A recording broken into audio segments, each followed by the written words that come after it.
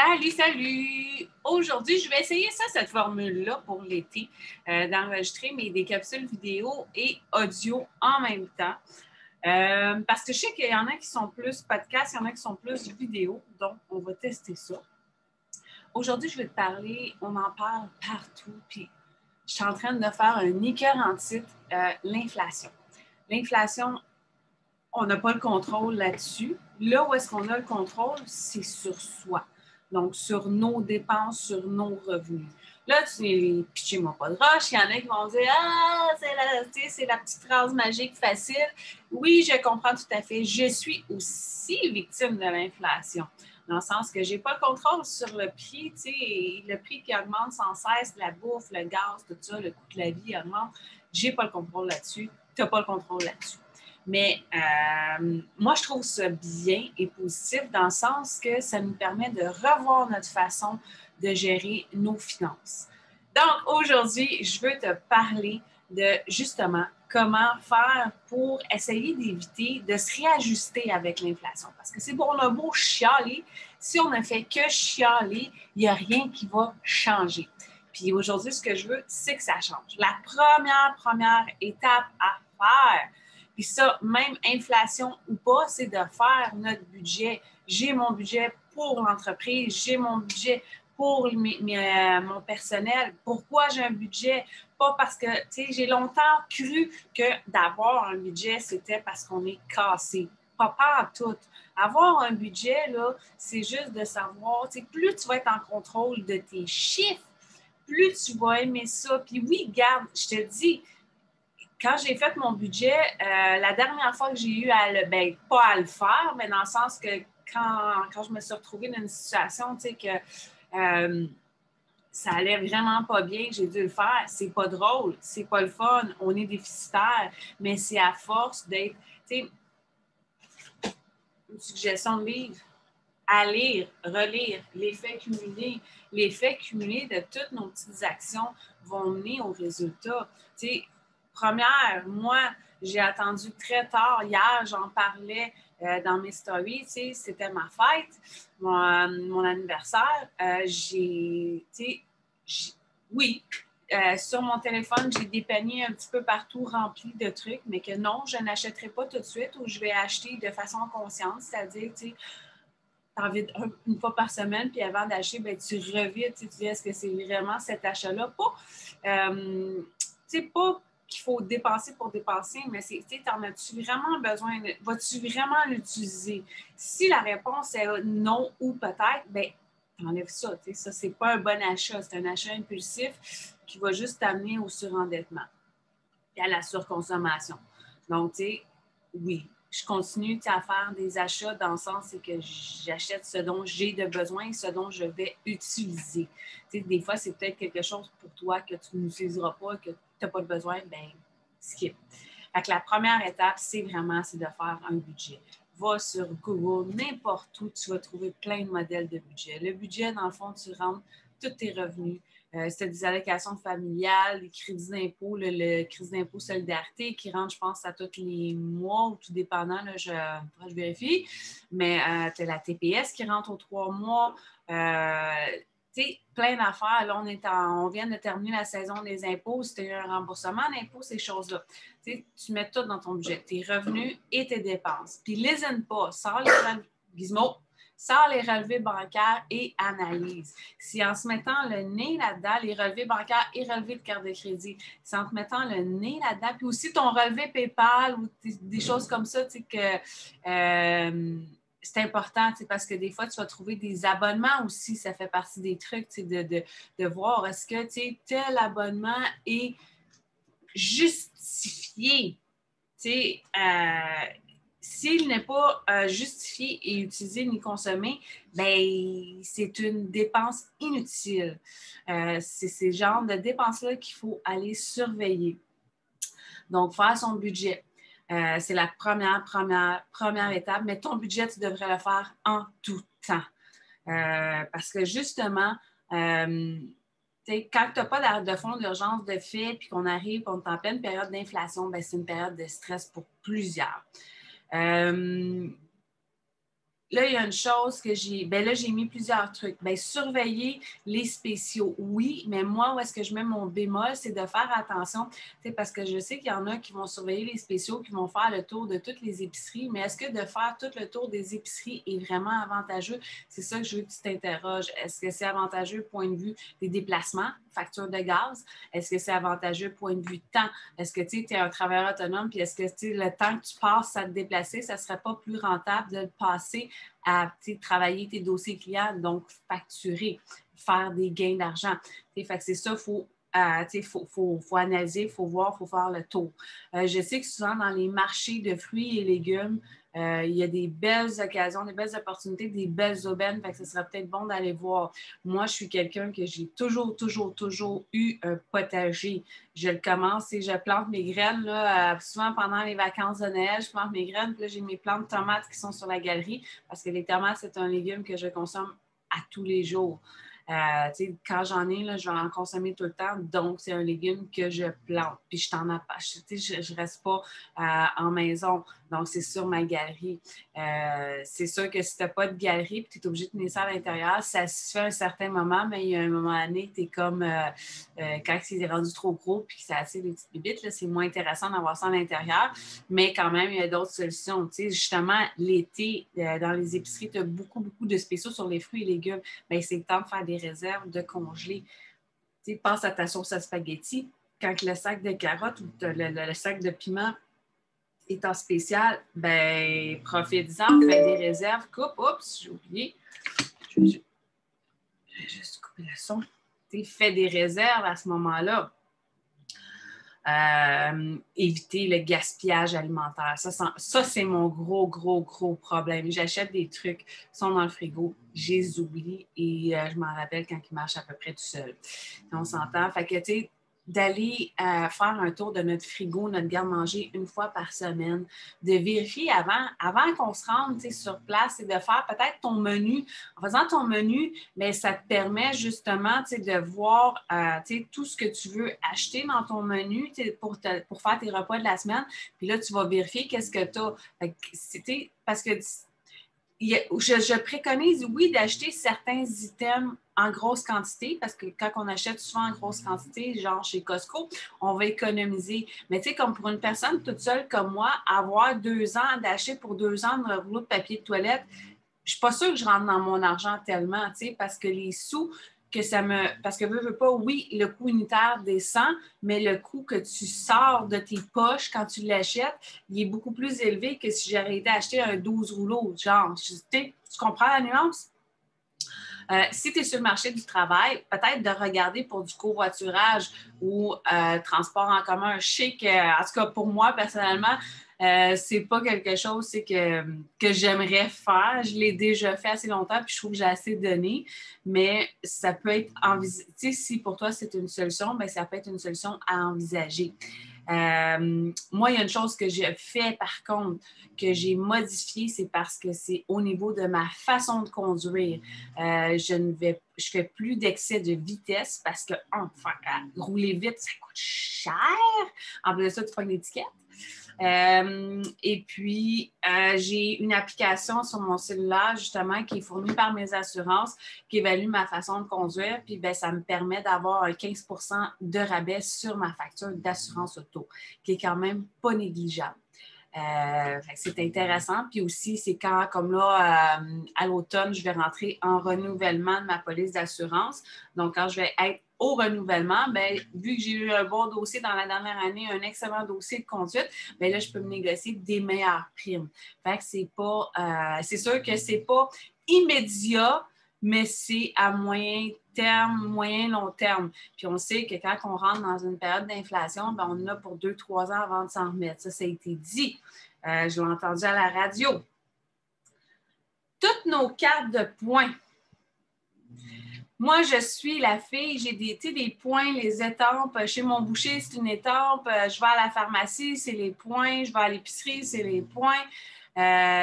Chez Costco, peut-être s'il va plus souvent, ben, essaye de voir pour avoir la carte noire, la carte blanche, parce que la carte noire te donne un chèque à la fin de l'année. Mais c'est d'utiliser nos points. C'est le temps de les utiliser quand on est en période d'inflation. C'est peut-être c'est chiant. La semaine passée, je suis allée mettre de l'essence. J'avais le choix, j'étais au Costco parce qu'au Costco, l'essence est moins chère quand tu es membre Costco. Hein? J'ai vu ça la semaine passée. Ça fait comme ah! Intéressant. Fait que là, c'est sûr que quand je vais y retourner au Costco, c'est clair que je vais mettre de l'essence vu que c'est vraiment moins cher l'essence quand tu es membre. Par exemple, si tu vas chez, pour ne pas les nommer, Esso, Petro-Canada, je suis allée chez Esso l'autre jour et j'ai demandé d'utiliser mes points. Ça ne me donne pas un rabais, genre 20$ de rabais en échange de, je ne sais pas, moi, 4000 points. Là, je dis ça au hasard, mais ça donnait un rabais de sous par litre. Ça donnait 10 sous de rabais par litre, je pense, encore, avec les points que j'ai utilisés. Si tu as des points aussi, je sais que chez Maxi, chez IGA, tu en as, Métro aussi, tu en as, bien, utilise tes points. C'est le temps de les utiliser quand le budget est plus restreint. Puis même quand le budget n'est pas restreint, on paye pour nos points fidélité, donc il faut les utiliser. C'est important de les utiliser. Peut-être de faire un recap des fois où je vais te mettre le lien. Va te mettre dans mon groupe sur Facebook SkyUp, la comptabilité qui a du mordant. Je vais faire des publications de plus en plus régulières par rapport à des crédits d'impôt. Je le fais beaucoup plus dans le temps des impôts, mais là, je veux le faire justement plus à l'année longue parce que c'est une réalité. Ça fait des années que je l'ai observé. Je fais des impôts à l'année longue. J'ai toujours des clients qui sont en retard. C'est important aussi parce que justement, ceux qui sont, ça fait 4, 5, 6 ans qui n'ont pas fait leur déclaration d'impôt, ils ne se souviennent pas nécessairement de tout. Puis des fois, ça peut flasher, ça peut donner des idées, puis on peut faire des demandes de redressement. Aller chercher des montants qui sont intéressants. C'est comme, je me rappelle, j'avais partagé un crédit d'impôt que personne ne connaissait dans mon groupe, puis que plusieurs étaient bien contents de le savoir parce que c'est un crédit d'impôt quand même qui peut aller jusqu'à 1000 $. Fait que viens t'ajouter au groupe, puis je te dis, je vais faire là, une publication à peu près par semaine concernant la fiscalité, puis comment économiser de l'impôt. Les assurances, j'en ai parlé. Justement, c'est vrai, j'ai un document justement d'assurance qu'il faut que je signe. De revoir avec ton argent d'assurance, les assurances, c'est comme il y a beaucoup d'assurances au niveau des travailleurs autonomes, les assurances invalidité, les assurances en cas de maladie grave. Ça serait peut-être de vérifier avec justement, est-ce que tu as un fonds d'urgence? Donc, si tu as un fonds d'urgence, est-ce que les assurances invalidité sont vraiment nécessaires? Est-ce que, parce qu'il y a aussi des assurances comme l'assurance, j'ai su ça là, justement là, en faisant mon ménage dans mes assurances, est-ce que ton assurance maladie grave, tu as pris l'option que si tu ne fais pas de réclamation, tu peux aller rechercher les montants que tu as donnés après, je pense, à 75 ans. C'est sûr qu'elle est plus chère, celle-là, mais tu vas récupérer ton argent. Fait que ça serait peut-être vraiment, là, c'est important de prendre le temps. Puis, moi, regarde, je l'ai dit à mon courtier d'assurance, ma fille était bébé, ma fille a 26 ans. Elle était toute jeune quand j'ai commencé à travailler avec lui. Puis, même si, justement, ça fait 26 ans, j'ai fait pareil des soumissions ailleurs pour voir ailleurs. Puis, de ne pas avoir peur là, de le dire. Puis, regarde, j'ai eu, il m'a offert un 10 $ de moins cher. Mais finalement, en tout cas, le produit que je regardais, j'ai évalué que je n'avais pas besoin de ce produit-là. Donc, parce que, c'est ça. De revoir toutes tes, ça, j'en ai parlé un petit peu, tous tes abonnements, tes memberships, est-ce qu'ils sont vraiment nécessaires? Première question, est-ce qu'il est nécessaire à ta croissance, que ce soit personnelle ou professionnelle, ou pour ton, comme passe-temps, comme, est-ce que c'est nécessaire? Première des choses, est-ce que tu le consommes? Deuxième des choses. Si à une des deux questions, la réponse est non, surtout si tu ne le consommes pas, cancelle, annule. Fais attention de vérifier qu'il n'y a pas de pénalité quand tu annules des affaires comme ça. Mais moi, je te dis, si ce n'est pas consommé, annule. Si c'est superflu aussi, parce que je ne sais pas, je sais qu'il y a des memberships pour tout aujourd'hui, c'est écœurant. Mais tu sais, si, admettons, tu es abonné à une revue, tu ne la lis pas, ou tu la lis, mais que tu trouves ça, tu fais juste chialer, puis ça te met une mauvaise humeur à chaque fois que tu la lis, bien, annule. Si tu as même membership à une formation de je ne sais pas trop quoi, puis que tu l'utilises, ou que tu es encore là, que ça ne t'apporte rien de positif, flush, flush, flush. Tout simplement. Faire du ménage chez vous, Marketplace sur Facebook. Tu peux t'affiches tes trucs. Peut-être que tu vas les vendre, peut-être que tu ne les vendras pas, mais fais du ménage, fais un tri. Je suis sûre que quand on fait du ménage, on trouve des choses qu'on ne se souvenait plus qu'on avait, puis que, regarde, si tu t'en souviens plus que tu l'avais, et que tu ne penses pas l'utiliser, bien, vends-le. Mets-le, affiche-le, vends-le, tout simplement. Moi, ce que j'ai fait aussi, ce que j'ai modifié beaucoup au niveau de l'inflation, c'est ma consommation au restaurant. Je fais beaucoup plus attention. Je m'en permets encore, mais je vais vraiment y aller. Quand je vais faire, mettons, une commande au restaurant, je vais y aller de façon à essayer que j'en ai le plus pour mon argent.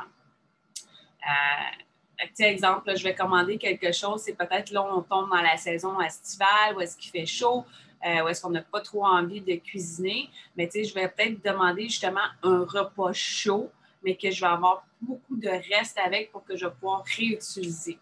Pas réutiliser, mais manger en plusieurs, que je vais pouvoir portionner. Ou exemple, le meilleur exemple que j'adore, quand j'appelle au restaurant, je me commande une extra grosse lasagne, comme je l'aime. Puis là, quand elle arrive ici, bien, je me prépare mes crudités ou de la salade, n'importe quoi en accompagnement. Puis là, je vais venir prendre ma portion de lasagne. Puis bien, le reste, je le mets au frigo ou je le mets dans des plats, je le mets au congélateur. Puis j'ai plusieurs repas avec la grosse lasagne. Ça peut être une solution, que je fais beaucoup, beaucoup, beaucoup au restaurant. Puis je me permets, avant, c'était peut-être 2-3, je le dis, et je shame on me, 2 à 3 restaurants par semaine. Maintenant, c'est peut-être 1 ou 2 semaines, 3 semaines, parce que je fais attention. Puis justement, je fais mes menus, chose que je ne faisais pas. Je planifie plus ce que je vais manger. Puis quand je fais ma planification de mes menus, bien, je m'organise, exemple, là, cette semaine, mettons, j'ai envie de manger du poulet. Bien, OK, je vais m'acheter un gros méga paquet de poulet, puis je vais le faire en poitrine de poulet, je vais le faire en riz au poulet, vol au vent au poulet, salade de poulet, je vais faire plusieurs dérivés parce que, on sait, ça coûte où.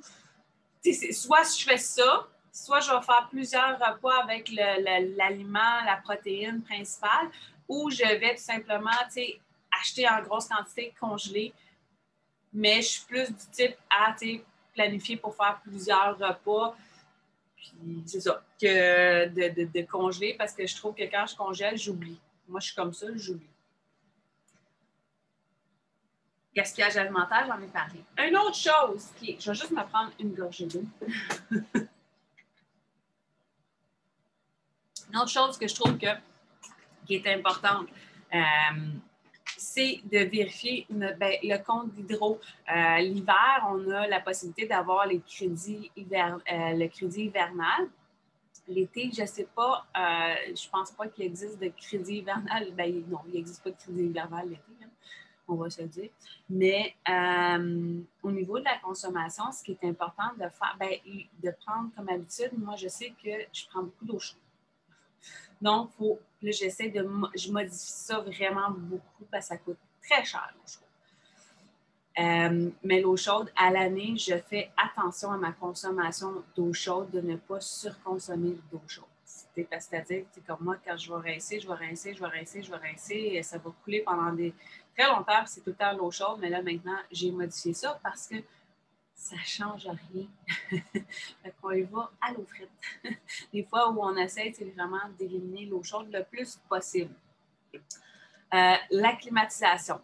Là, tu le vois ici, mon bureau pour l'été, je l'ai mis dans ma chambre pour la simple et bonne raison que, moi, c'est sûr que moi, ma situation me le permettait, mais au niveau de mon confort, j'aimais mieux centraliser l'air climatisé dans une pièce plutôt que d'en mettre dans chaque pièce. C'est sûr que j'en ai une dans ma cuisine pour quand je veux aller cuisiner, que je ne veux pas crever de chaleur, mais je ne veux pas en mettre une dans mon bureau, dans le salon, tu en mettre dans chaque pièce. Ça, je ne voulais pas parce que je trouve que ça coûte trop cher pour rien.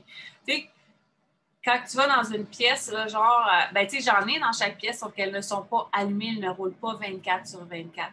Dans le sens, c'est que je veux pas. Parce que ça monte très haut et trop vite, l'air climatique, ça consomme beaucoup, donc je fais attention. La même chose avec la sécheuse, la laveuse, le four, tout ça, c'est toutes des affaires qu'il faut faire attention. C'est comme quand j'allume mon four, ben moi, je l'allume pour de quoi? Fait que je vais faire bien de la bouffe, puis ça, c'est souvent, c'est le week-end. Je vais faire plein de, je vais faire des muffins en même temps que je vais faire, mettons que je vais préparer, mon exemple de poulet. Donc, c'est toutes des choses. C'est sûr que ce n'est pas des actions qui vont mettre de l'argent nécessairement dans tes poches tout de suite, mais à moyen terme, c'est clair parce que, on sait, Hydro-Québec, on est facturé une fois ou 2 mois, mais à long terme, à force de modifier ces habitudes-là, bien, ta facture, tu vas le voir, l'impact. Puis moi, j'ai l'application d'Hydro-Québec et à tous les jours, je vais vérifier. Puis je sais combien je consomme dans une journée. Puis ça te permet de te conscientiser à ta façon de consommer, moi, je trouve. Et puis, bien, la dernière endroit où est-ce que j'ai mis des trucs pour économiser, on voit, c'est la petite bague blanche, juste là. Elle, c'est quelque chose que je faisais déjà parce que mon chien est allergique chronique à des allergies environnementales et de nourriture. Donc, elle ne consomme plus de nourriture du commerce. Puis, à cause de ses allergies, elle a certaines restrictions. Parce qu'on sait, les chiens, tout passe par les oreilles, ou à peu près tout.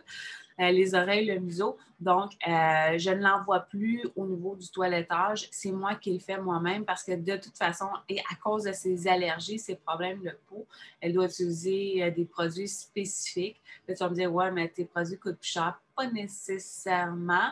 Il faut consommer de façon responsable. Puis, je m'arrange quand je vais chez le vétérinaire.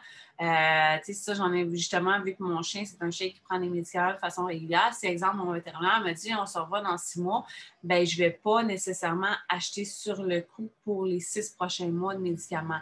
Je vais peut-être reporter ça puis retourner un week-end chercher dans 3 mois, chercher d'autres médicaments. Mais toute sa nourriture, ça aussi, c'est important, tu en parles avec ton vétérinaire. Il existe des suppléments alimentaires parce que tout dépendant de la nature, comme moi, mon chien, elle mange juste la même affaire. Elle avait besoin d'aller compléter son alimentation avec des suppléments alimentaires. Mais c'est sûr et certain que quand je vais chez le boucher chercher sa viande, ça coûte, c'est pas donné. Mais après ça, quand tu répartis ça dans le temps, ça me coûte beaucoup moins cher de faire sa nourriture que quand je l'achetais toute faite en sac de croquettes. Fait que voilà. Puis c'est moi qui fais ces biscuits. Je me suis munie d'un déshydrateur. J'ai la fonction sur mon four, mais j'aime pas la fonction sur mon four par rapport à son besoin, là, parce que en tout cas, je trouve ça plus... ça, c'est encore c'est à déterminer, mais moi, j'ai un déshydrateur juste pour ses besoins à elle, qui justement, il faut qu'on fasse des biscuits aujourd'hui. Fait que voilà, ça fait pas mal le tour de mes trucs et astuces pour économiser quand on est en grosse période d'inflation. Mais comme je t'ai dit, c'est peut-être pas nécessairement des choses qui, tu peux aussi penser à augmenter tes revenus en ayant ça peut être en ayant un deuxième emploi, mais encore là, fais attention, si tu vas chercher un deuxième emploi, la déduction de base, tu ne peux pas la prendre plus qu'une fois. Peu importe. Si tu as des questions, n'importe quoi, écris-moi, ça va me faire plaisir d'y répondre sur ce. Bonne journée!